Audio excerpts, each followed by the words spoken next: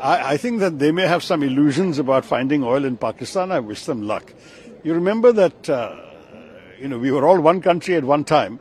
I have not seen any reports that there was a great deal of oil to be found in what is today Pakistan. But if the Americans want to look, let them look. I mean, we looked, as you know, we found some oil in Bombay High, we found some oil in Assam, but we are importing 86% of our oil and gas needs. So I don't know how much they're going to find. I do believe the American stand has not been totally reasonable. And I believe our stand, we can possibly show some flexibility, but there is a limit to how much flexibility we can show. Everything depends on the ongoing negotiations. I wish our negotiators good luck and good courage, because we can't afford to buckle under. We have to keep our national interests as number one in our minds. It could take it up to 35, 45, we don't know how much. There's even talk of a 100% penalty, which will destroy our trade with America. It may be just a bargaining tactic. As you know, the trade negotiations are still going on. And therefore, there is a possibility that in the course of negotiations, this may come down. If it doesn't, it will certainly damage our exports, because America is a very big market for us. I think our exports alone are $87–90 billion. So if that is a dramatic drop, that will hurt us. Some estimates are already coming that we might end up losing 0.5% of GDP if we don't have the American market. On the other hand, if their demands are completely unreasonable, our negotiators have every right to resist. For example, we have about 700 million Indians who are dependent on agriculture. We cannot risk their livelihoods to make America happy. America has to understand our needs as well. Actually, our tariffs on America are not that unreasonable. It's about 17% average. And American goods are not priced that competitively that they can sell so much in the Indian market. If Mr. Trump thinks, oh, bade market hai, we can sell a lot of items, then they have to look at their own prices. Are they competitive? Most of the things they want to sell us as manufactured goods are cheaper from other suppliers. Everyone will buy what they can afford to buy. So this also the Americans have to realize. I do believe the American stand has not been totally reasonable. And I believe our stand, we can possibly show some flexibility, but there is a limit to how much flexibility we can show.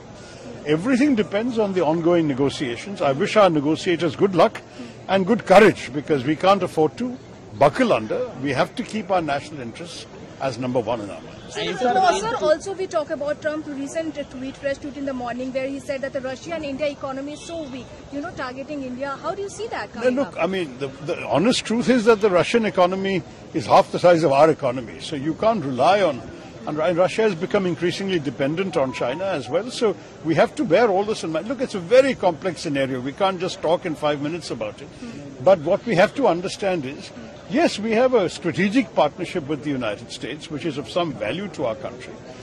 But there has to be a reasonable conversation amongst friends. You cannot have a situation where one side makes unilateral demands and us as a country, we have to just take it lying down. That will not happen. India is a proud and self-respecting independent nation. We have our interests, we have our red lines, and on that basis, there will be some things we can discuss, some things we will not be able to, just as they also have their own red lines. So I think there has to be some give and take. Let's wait as the negotiations progress. We can analyze all the implications, but this is not the final answer. There has got to be some more negotiating to be done. Sir, Pakistan trade deal with Pakistan, sir, trade deal with Pakistan, how do you see that? I think that they may have some illusions about finding oil in Pakistan. I wish them luck. You remember that, we were all one country at one time. I have not seen any reports that there was a great deal of oil to be found in what is today Pakistan. But if the Americans want to look, let them look. I mean, we looked, as you know, we found some oil in Bombay High, we found some oil in Assam, but we are importing 86% of our oil and gas needs. So I don't know how much they're going to find, but I mean, look, as far as I'm concerned, let them do what they like with other countries. The only issue that matters to me is what they do with our country. No, look, I mean, it is a challenging negotiation. We're negotiating with many countries. The US is not the only negotiation. We have an ongoing negotiation with the EU. We've already concluded a deal with the UK. We will be talking to other countries also. And if the worst comes to the worst, we will have to diversify more out of the American market into other markets if we can't compete in America. we are not without options. I mean, I think we have to understand, we want and value the relationship with America, but if America is completely unreasonable in their demands, we will have to go elsewhere. I mean, that is the strength of India. No? We are not a totally export-dependent economy like, say, China is. We have a good, strong domestic market also. I would like to say that we must give strong support to our negotiators to find the best deal possible. If a good deal is not possible, we may have to walk away. We'll have to see. Look, first of all, I think it's a very serious matter for us for a number of reasons. 25% plus an unspecified penalty for our buying oil and gas from Russia. It could take it up to 35, 45, we don't know how much. There's even talk of a 100% penalty which will destroy our trade with America. It may be just a bargaining tactic. As you know, the trade negotiations are still going on. And therefore, there is a possibility that in the course of negotiations, this may come down. If it doesn't, it will certainly damage our exports, because America is a very big market for us, where I think our exports alone are $87-90 billion. So if that is a dramatic drop, that will hurt us. Some estimates are already coming that we might end up losing 0.5% of GDP if we don't have the American market. On the other hand, if their demands are completely unreasonable, our negotiators have every right to resist. For example, we have about 700 million Indians who are dependent on agriculture.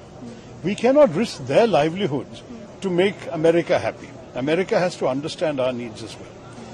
Actually, our tariffs on America are not that unreasonable. It's about 17% average. And American goods are not priced that competitively that they can sell so much in the Indian market. If Mr. Trump thinks, oh, bade market hai, we can sell a lot of items, then they have to look at their own prices. Are they competitive? Most of the things they want to sell us as manufactured goods are cheaper from other suppliers. Everyone will buy what they can afford to buy. So this also the Americans have to realize. I do believe the American stand has not been totally reasonable. And I believe our stand, we can possibly show some flexibility, but there is a limit to how much flexibility we can show. Everything depends on the ongoing negotiations. I wish our negotiators good luck and good courage, because we can't afford to buckle under. We have to keep our national interests as number one in our minds. Sir, also we talk about Trump's recent tweet, fresh tweet in the morning, where he said that the Russia and India economy is so weak, targeting India. How do you see that coming up? I mean, the honest truth is that the Russian economy is half the size of our economy. So you can't rely on, and Russia has become increasingly dependent on China as well. So we have to bear all this in mind. Look, it's a very complex scenario. We can't just talk in 5 minutes about it. But what we have to understand is, yes, we have a strategic partnership with the United States, which is of some value to our country. But there has to be a reasonable conversation amongst friends. You cannot have a situation where one side makes unilateral demands and us as a country, we have to just take it lying down. That will not happen. India is a proud and self-respecting independent nation. We have our interests, we have our red lines, and on that basis, there will be some things we can discuss, some things we will not be able to, just as they also have their own red lines.